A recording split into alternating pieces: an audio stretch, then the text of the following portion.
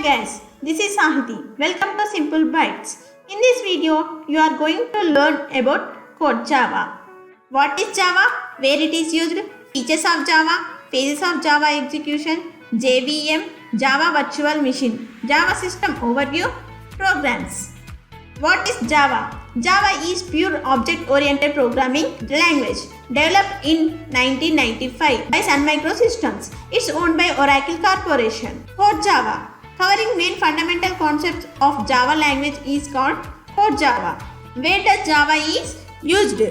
There are many places where Java is used in real world. Starting from commercial e-commerce websites to the Android apps, from scientific applications to the financial applications like electronic trading systems, Minecraft desktop applications, Eclipse, NetBeans, etc. We'll continue in next part. Thank you for watching. Please subscribe my channel Simple Bytes. Bye bye.